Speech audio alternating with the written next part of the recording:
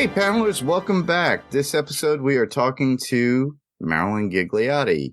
You will know her from her character in the movie Clerks as Veronica in 1994, as well as Clerks 3 in 2022. That just came out this past September. It was September 13th, right, Marilyn? I think so. Yeah. I know Yeah. it was September. That I definitely remember.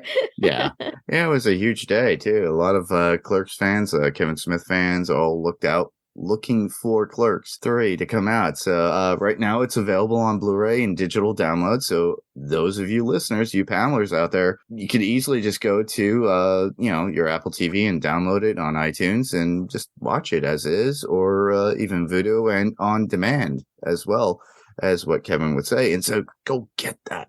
So Yes. yeah, as you guys know, we've had Kevin on before, and he loves to promote his stuff, and as well as I do. So with that, we're going to move right along and go right into how we're going to talk about the original Clerks movie. So, Marilyn, since you were Veronica, which was a very key character within the actual movie itself, it is trying to point Dante in the right steps. Is there any favorite memories within filming of that original movie? Oh my gosh. Well, so many, really. I mean, the fact that it was fond and not so fond because, we are going there at 11 o'clock at night, I think it was, till 6 o'clock in the morning. Not as bad for me as it was for the guys because it was only maybe 3 nights for me where it was like every night for them. But just being there with the guys and having my first experience working on a movie set. So, like all of it really. And just doing the auditioning process and yeah, from beginning to end, really. And it's still. Yeah, the auditioning process was very interesting because the way Kevin had done it literally was he did it in his local town with the local theater. And I think that's how you got your way in there, as well as Brian. And then he brought in Jeff because he went to high school with him and he knew him, like Ernie and the rest of the cast. And you kind of filled the bill for Veronica.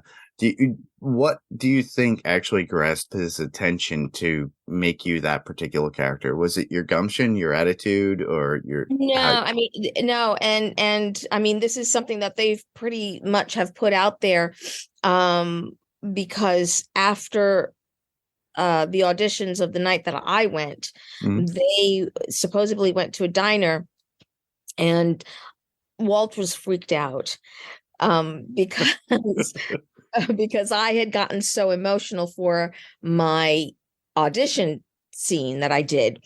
And the funny thing is, it's like, and I say this, and everybody's like, "Hey, you got the part. It doesn't matter." It's like, but as an actor critiquing her work, that was not my best performance. And sure, I did get the emotions kind of going and stuff because it is an emotional piece, but to me it felt forced. Yes, great, it got me the audition, I mean it got me the role and all that kind of stuff, but the actor critiquing her work knows it wasn't the best performance. But it was good enough that it got me the role, so that's great. So they were basically talking about that the whole night, and Kevin called me up and asked me to come down to the convenience store to talk to him, pick up the script, read the script, make sure I was comfortable with what was going to be discussed in the scene or scenes. I took it to work. I was reading it the next day at work and I was laughing and I was like, yeah, I'm so in. I was definitely in for this. Did you think that this character would actually be a legacy for you in your life at this point? No, I mean, and with having a little bit more experience behind me, I don't go into any character or any set or script or movie or whatever you want to call it thinking that. Okay, Um, good. and you can't, you really can't. You go in there hoping that you do the best possible job, hope that it's put together well, that it becomes something that people are going to enjoy, but you can never know how it's going to be received. So you only hope for the best. Yeah, you're tackling every character per character as they come to you and presenting the best work that you can. Yeah. Yeah, that's the best way to approach it. Is there a way that you approach certain characters though, in comparison to others? Like a lot of people try to be that particular character throughout films. You know, you hear all these things, or do you feel that you're trying to present the character as is, as it was written? Uh, Um, One thing that I learned through the process of finding the process or your process, yeah, everybody because has a different process. Yeah. everybody has a different process, but also, you you go through training and you take what resonates and you throw away what doesn't. Okay. And you can only develop your process throughout all of that training. And so for me, it's like what I had to kind of do was it's like, all right, if I was this character, who would I be as this character? And whenever I read a character or a script, Hmm. I may find pieces in there that bring up memories for me of my own life, whether it's exact or not. It doesn't matter. It doesn't have to fit every little piece of the puzzle for whatever it is that brings up that memory for me. But I use that as that memory towards the character or towards the scene or the emotions. Um, but if I were, say, playing an attorney, well, if I actually decided to become an attorney, how would I be playing that? How would I Uh, how would I be as an attorney in real life? okay. So that's kind of like what I do. I like That's my that. That's a great approach. It's a lot of people like to put themselves as like characters and be that character. That's the reason why I asked, because I actually interviewed Patricia Tallman years ago, and she had said to me, because when she was doing acting either on Star Trek or anything like that, she tried to get into the mindset at times with as specific characters, but even though it's like sci-fi and all that, Mm. she would approach it as just like you were saying. A lot of people are character actors that are out there that will just try to be the character. You know, Mm. it's kind of, I'm forgetting what they call it in acting school. I'm not an actor by any means whatsoever, but they kind of embody the character and they live in that character. Andrew Lincoln did it on The Walking Dead. Uh, I think Joaquin Phoenix and a whole bunch of other people, but it's Oh kind yeah, of they call it method acting. method acting. There you Yeah, go. and Yeah. like because it's like sometimes there are certain attributes to a character. Say they grew up in the streets of New York, homeless or whatever.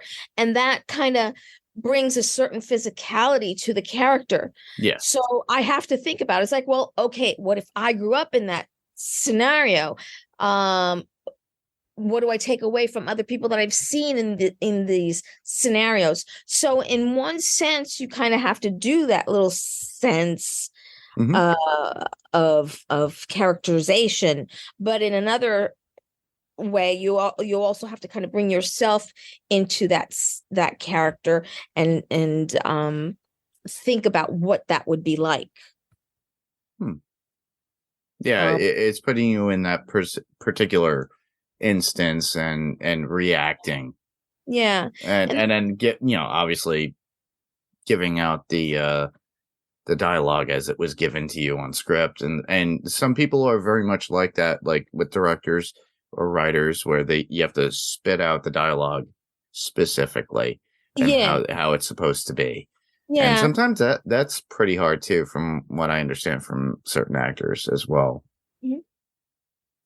So I'm kind of moving kind of fast, but with this whole Clerks thing, it was in 1994 it came out.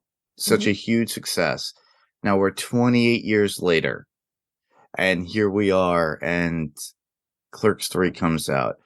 When you got that script, or when you got that message from Kevin, hey, I want you to come back and play in the pool again for Clerks 3, how did you feel? Well, the thing is with that, because um it because there was the original Clerks 3 script, and then Yes. there was this Clerks 3 script that was made. Yep. And trying to think of when the original one, I think it was 7 years ago. Was it that? Oh my gosh. Yes, it was. I recall because I remember hearing a podcast with Kevin and Jeff, and they were talking about it, and things didn't happen. I always wondered for years what had happened. Yeah. And they discussed it thoroughly, not the entire story, but from what I remember, it was Yeah, and completely different. it's hard to think that it was 7 years ago already. Yes. Because and I don't even remember how it came about, but I know that Brian had mentioned to me that I was in that script. However, um, when we went to go and do the Clerks 3 reading, staged reading, that was a fundraiser for the First Avenue Playhouse where Kevin Yes. held the auditions originally.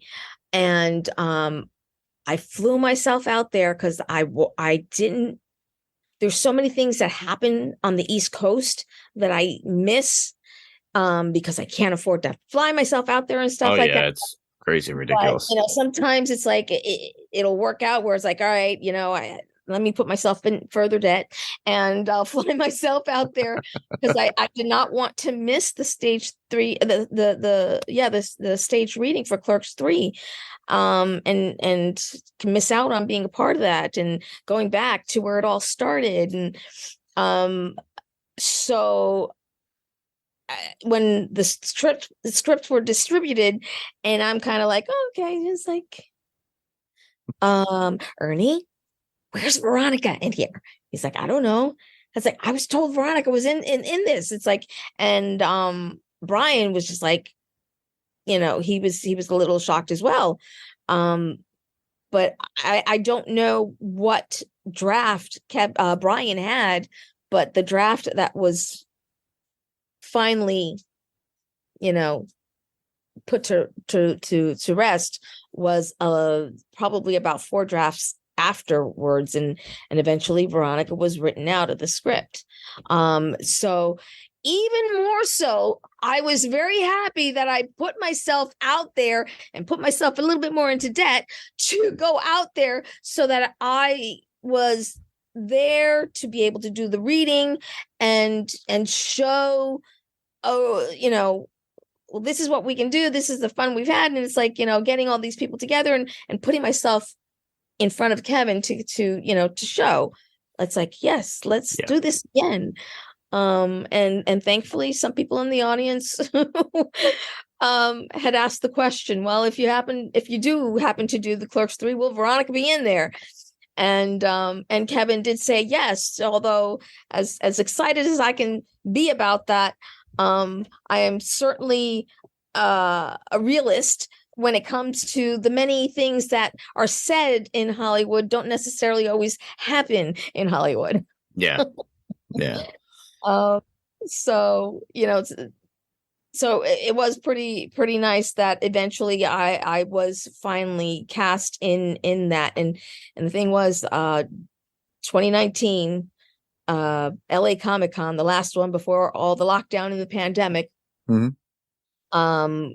Kevin was doing the promotional work for Jane Silent Bob Reboot, Yes. and we were all in LA Comic-Con with Legion M. Mhm. And we were at their booth, the facade for Clerks was back there, and the drug den, or whatever you want to call it.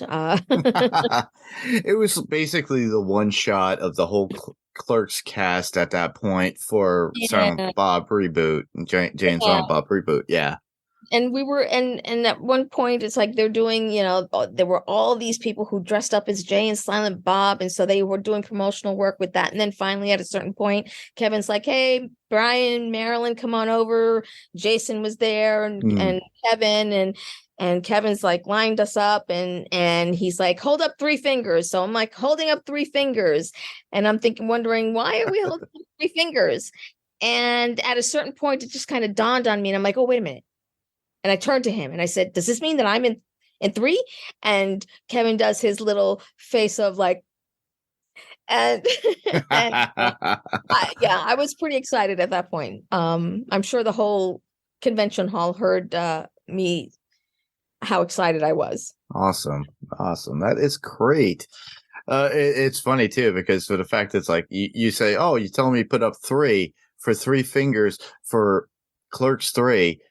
Wait, did I just sign a visual contract at this point with Kevin Smith? Oh, is this his way of getting me in looped hole in this?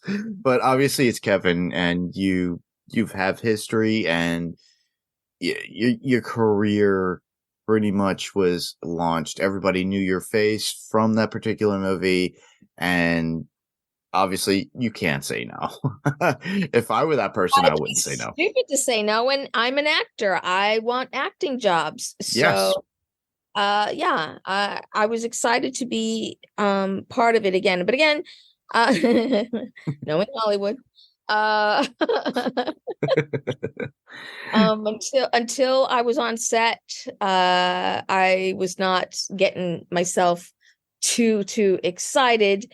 So until that point. And then you were like, yeah, I get you. Yeah. All right, with that too, because if a lot of you listeners will know, if you listen to our discussion when Steve and I covered Jay and Silent Bob reboot, literally over a year ago, we covered that and we discussed it. Obviously, reboot takes place in Chronicon, which is Kevin's own, little convention based upon Jay and Silent Bob, or what is it? Something in Chronic. I'm forgetting. But regardless, it's its own Comic-Con. And the fact that you've been going to cons, you've been going out there, engaging and embracing and getting in contact with a lot of the fans that are out there that are Clerks fans, or View Askew Universe fans that are out there. You and I met back in last March for the 25th anniversary of the Secret Stash in Red Bank, New Jersey. Okay. So I don't know if you remember me, but it was a little bit of chaos, and I understand that you don't remember. Was it the first night or the second night?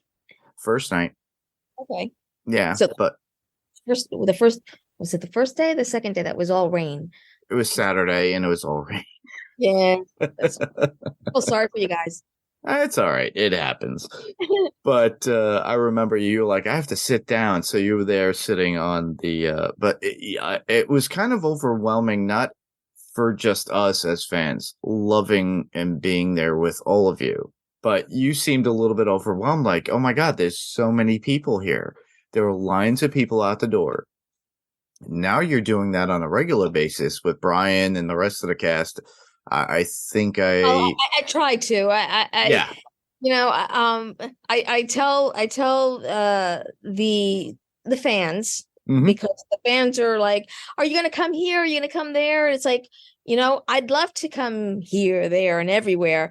The people you have to ask is the promoters. You got to get the promoters to get us out there. If you don't see me there, the promoter didn't want me there.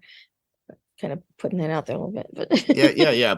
Everybody call the venue, say, hey, we want them there. We get the promoter. It's like, whether it be Monster Mania, Chilla Theater, anything on the East Coast. Anything. Yeah, and pretty much ZSC Entertainment pretty much has a good 98% of the View Askew people that do conventions. Huh. Good to know. So that's a plug we can put in, and we'll put those in the notes so that way you guys that are out there, little listeners, Clerks fans, Mallrats, anything, Viewersk Universe, plug it and get Marilyn on there. Let's go. But with your interactions, though, at conventions, is there any favorite fan experiences that you have? Because I'm sure this past year, it's been really cool because with the resurgence of everything with Clerks 3, everybody going back, and you have newer fans that are watching Clerks Yeah. from 1994. Yeah, I mean, the whole experience, honestly, is really nice. It was, I will say though that being at Columbus, Ohio was exceptional because Rosario was there and Ah, Kevin was there. So Kevin was only there one day out of the whole weekend. So that day to have us all for a photo op and us having fun backstage in the photo op area um was pretty nice. It was cool. Yeah, that it's fun, and obviously 28 years later, and you're seeing all the people that you worked with, all the older people that you worked with. You talking Brian. Brian, you've kept in contact. I saw that how close you, Jeff, and Brian were at the 25th anniversary of the Secret Stash. We had a whole thing, which is now called Smod Cinemas, and it was called the Atlantic Highlands Movie Theater. And I had a great time. Actually, it's funny too because it's all changed now. So you listeners that are out there and viewers for YouTube, literally you could easily go to Red Bank, New Jersey, or oh no, it's not Red Bank. No, it's the Highlands. It's the Atlantic Highlands, right? Or am I wrong? Yeah, Atlantic Okay, Highlands. Atlantic Highlands. It's funny too. Being from Staten Island originally, never been there before. I was there, and I was like, I had time before the whole one-on-one with everything where Kevin introduced everything, and we had panels, everything that was great. But they had you there. They had Jeff. They had Kevin, Jason, Trevor, Kevin's wife. Also, Yeah. yeah, there were quite a few of us there. And I liked the fact that he kind of grouped everybody and had three separate rooms the first night and then two separate rooms the second night. And we were kind of able to um, have our own little sessions Yes. with the fans, which was really nice. And what the second night, like being that there was only two theaters, but still three groups. Mhm. So there'd be a group waiting in one of the other theaters in between.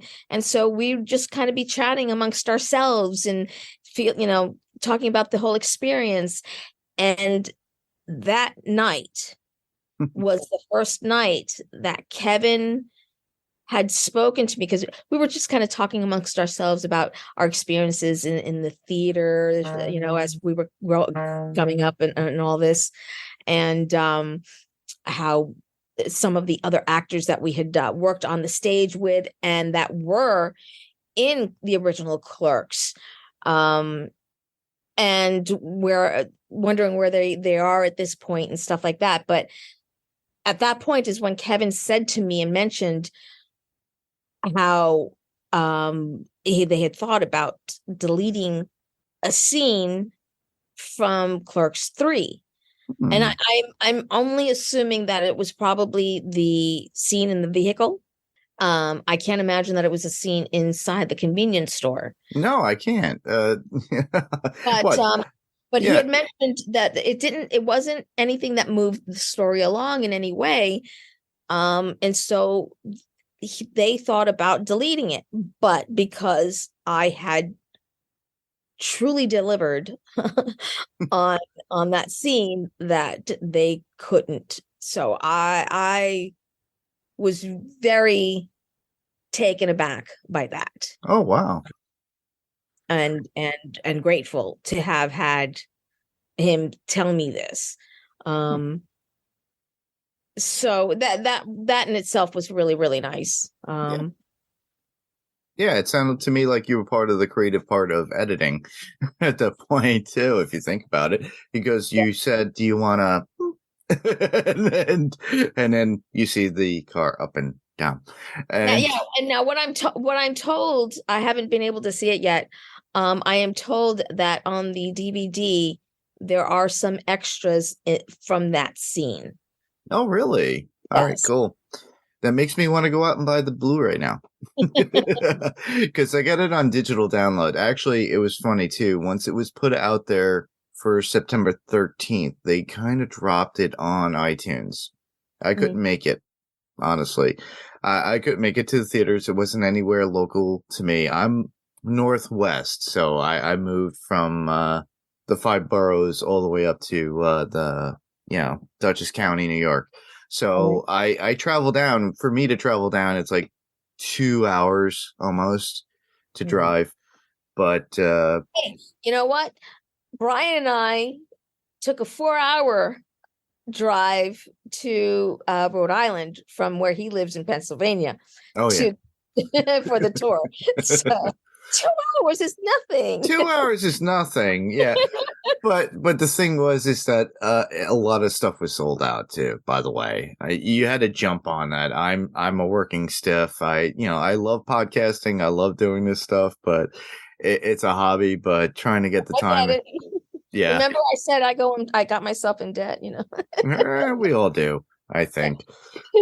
But honestly, seeing all those people 28 years later, it must put a joy in your heart just to work with them again. Obviously, to see Ernie and Walt and the rest of them, and then having Harley there as well, being, Kevin's daughter, and then it being a family affair as well as old friends. And I think that is the best part what I took away from the actual movie. When I first watched it, I was like, what is this? So it took me a few more watches to appreciate and understand where Kevin was coming from as a fan. So I was equipped to actually doing a review of the particular movie. So Uh-huh. I haven't had done one since.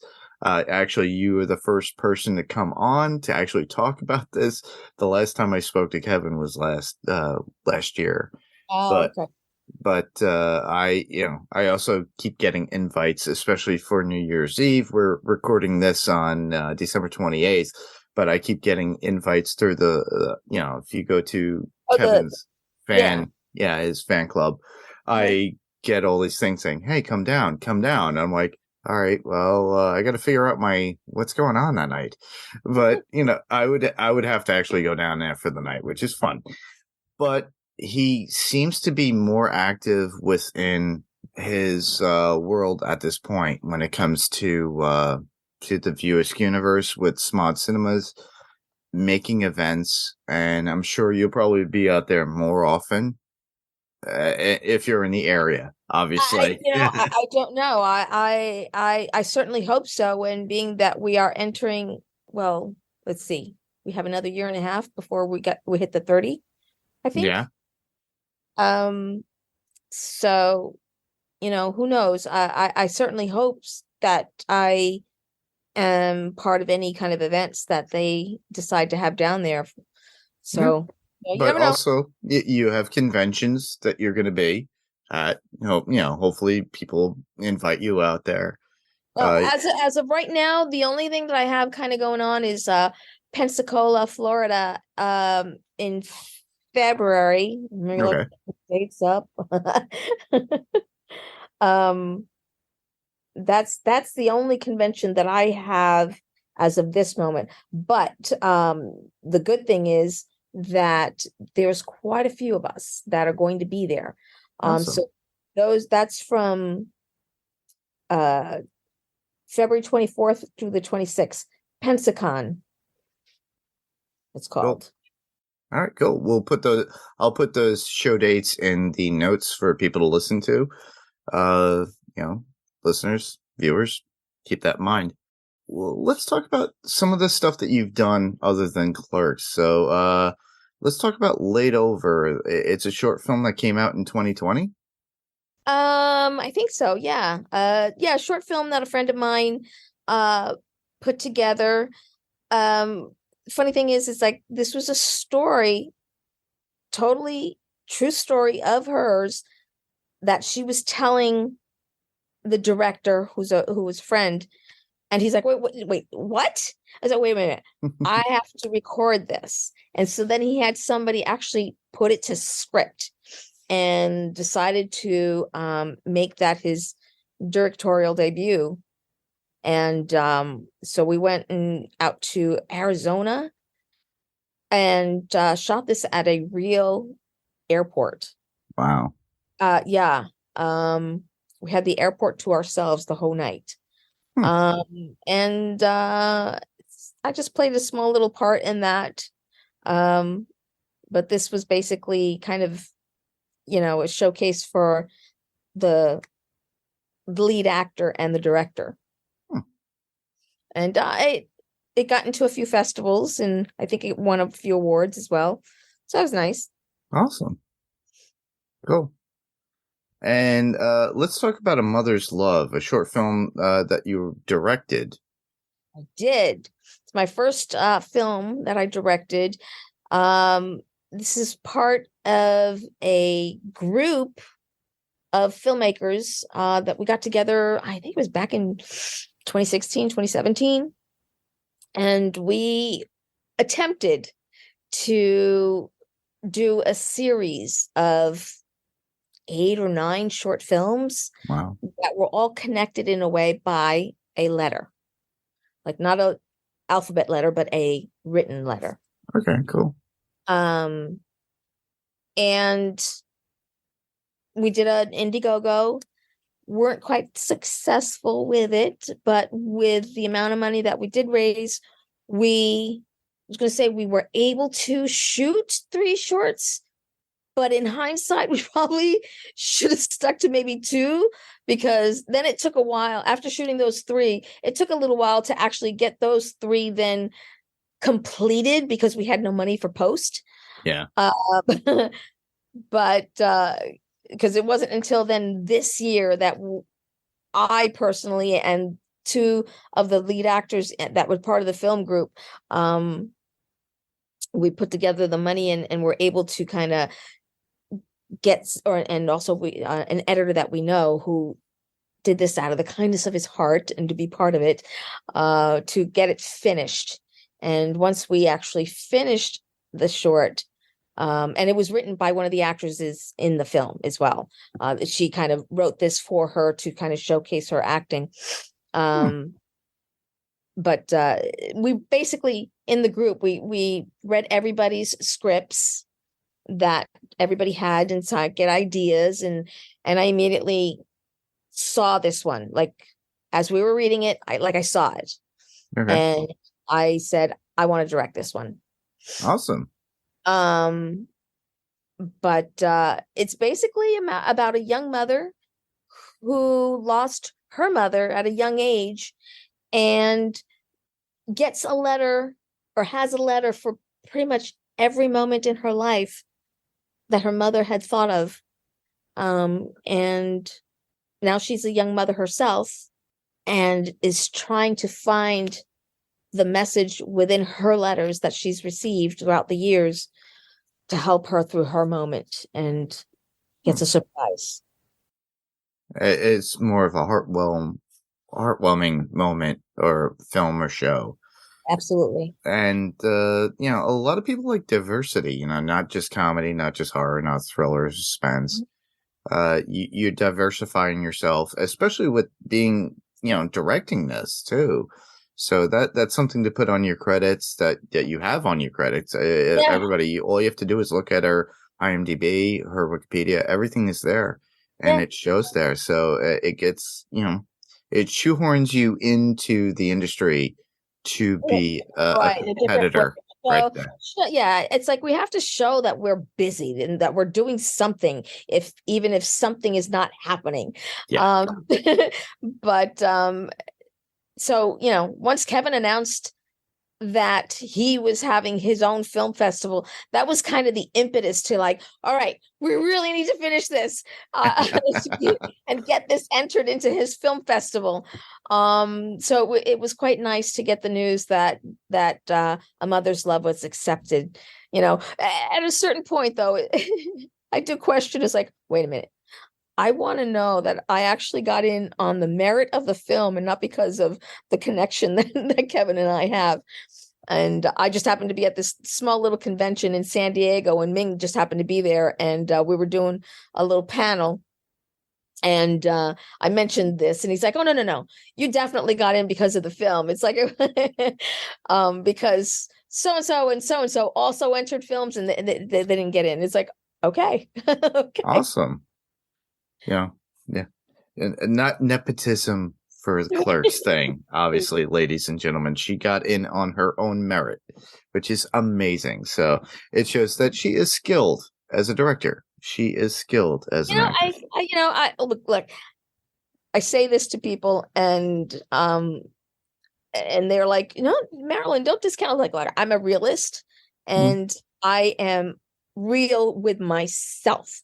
I don't think this movie, the short, is going to win any awards in any way whatsoever, but it will definitely tug at your heart if you have one. Yeah, and it shows that you're proud of what you're doing, and shows that you love what you're doing, and you put yourself out there on something that was different than you normally do, which is acting. Exactly. And the thing is, too, it's like, we did 3 shorts in 3 days. Mine had a location day in the middle of the day. So we were really stretching the moments of that day to be able to get everything in there.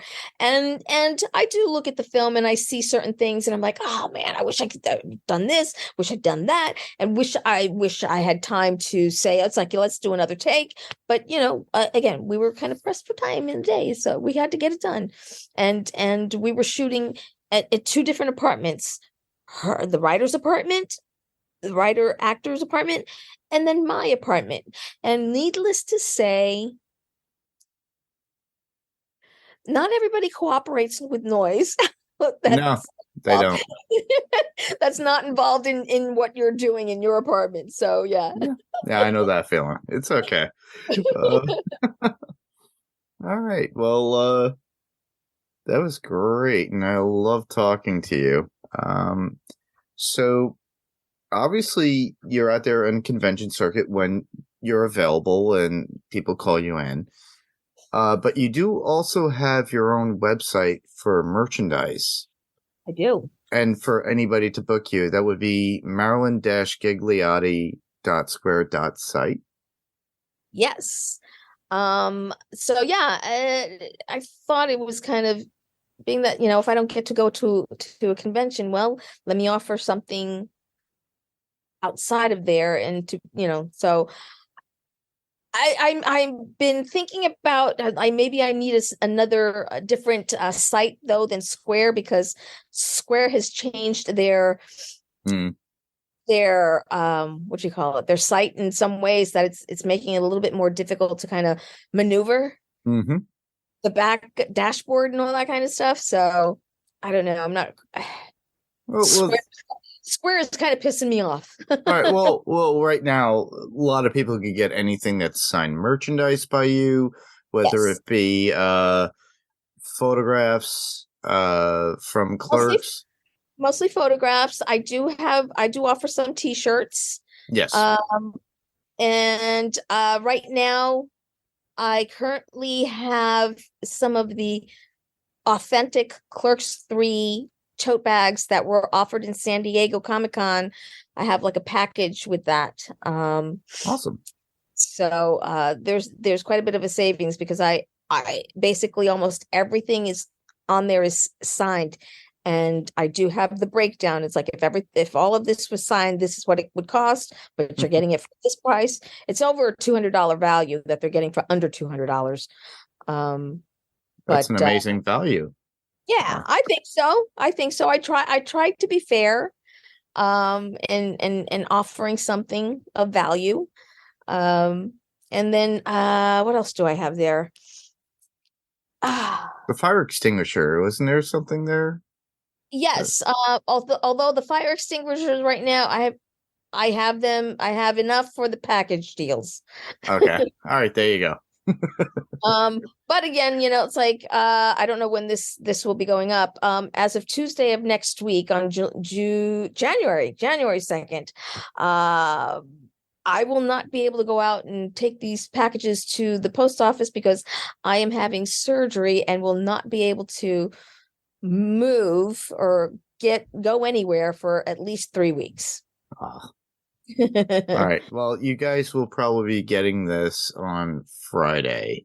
Okay. So Friday is the 30th, so it's just before New Year's. So Right. so you guys will be listening to this then. So unfortunately, you will not be able to get that in time. Yeah, I mean, unless I grab a friend and say, "Hey, I need you to come over here, do this," because I pretty much have everything, in a certain way. So it's like, well, it just needs to be put together. Exactly. But and have them take it to the post office for me. Well, regarding the site, you know Ming Chen. And Ming, as we all know, is a website guru because that's the reason why he got his job on Comic Book Man, let alone in the Secret Stash. That is Because very true. so you should really get him and not threaten him, but be like, "Hey, bro, you gotta create a website for me. I'll pay the .com per year, but I just need you to manage it and Well, just create the merch." I actually do have a website. I do have an actual website. Okay. But I need to attach the real domain to wix.com. I have to attach Okay. that. So that's not an issue. Because I can always just put links on there for PayPal to To have, go through. Yeah. yeah, and then get rid of Square altogether. Yeah. So that's not so much of an issue. It's just I should get somebody to help me connect Wix with my domain. That's what Ming Chen's for. Yeah. Get him. You got to have some like bad dirt on him. We all do. I'm just kidding. I'm like, and it's funny because it's like I am technically savvy to a degree.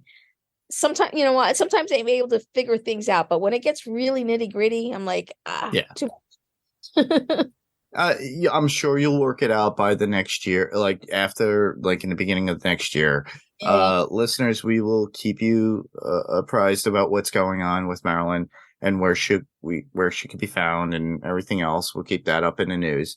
So, obviously we'll leave everything that you can find of Marilyn in our show notes. So check that out. And with that, I just want to thank Marilyn for being on. Thank you for this interview. Thank you for having me. No problem. And I look forward to seeing you in the near future, hopefully at a convention. Very well wishes for your surgery and getting well, because I know it's been a hard year for a lot of people, especially you. But you also had the Clerks as being something to be happy for, and we're all happy for you for having that too, and being blessed with it. It's been really nice, the feedback that I've been receiving, and just even going on the tour and feeling. It's like I can't even say seeing. It's like feeling that excitement of as soon as Veronica came on the screen and the excitement from everybody in the audience. That was just touched my heart so much. Yeah. Well, needless to say, this is not your 37th, interview. I have no idea. It may be. Hey, wait, you're saying I'm the 38th? It may be over that. I'm just kidding. All right. Well, with that, thank you for being on. This was Panels to Pixels. Thank you, everybody, for listening. We'll see you on the next panel. Thank you. Good night, everybody.